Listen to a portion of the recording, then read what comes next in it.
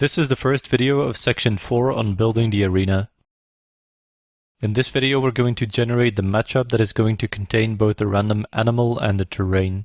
The first thing we'll do is writing methods for getting a random animal and terrain.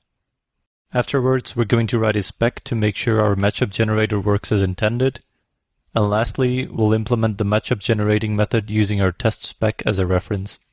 Okay, let's get started by jumping straight into the animal service and then adding a new method called getRandomAnimal. This method is going to retrieve a random animal from our animals collection. We'll do this by accessing the animals collection and then randomizing the index, which is just done through math random and then flooring it and getting the array's length. This is to make sure we don't go out of the array's bounds and that we always get an animal. Next up is the terrain service. We'll implement the exact same method here. You can just copy paste it. Make sure to change any animals references to terrains instead. Alright, looks good. We can't really write tests for this since the outcome is always random anyway. However, since this is pretty much a single line of code that has such a simple and singular purpose, we don't really need a test anyway.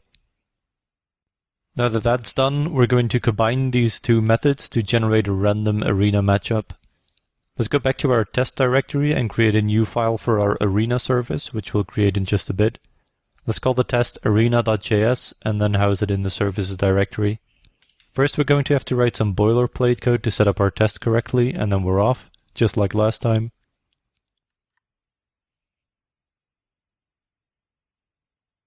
What this matchup generator returns is random, so we're just going to check to make sure that the things that we want are defined instead of checking for a specific value.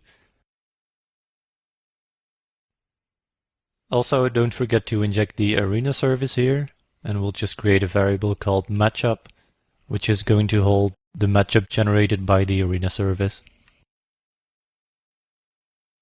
So it should return an object that contains both a random opponent animal and the randomly selected terrain. Alright, let's implement it and then combine the methods we created earlier. We're going to create our file first in the source scripts services folder. Let's add a new service called arena.js. Declare the service on the packed module, inject both the animals and terrain services.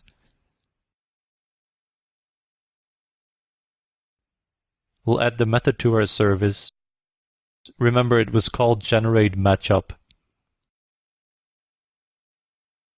Let's create two variables, one called opponent will get a random animal from the animal service to fight against, and the other variable called terrain will determine where we'll be having this fight.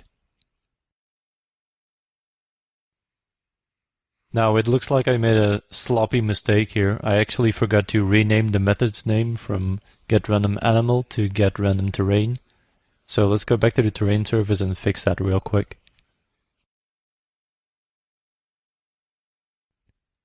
Finally, return an object containing both our generated opponent and terrain.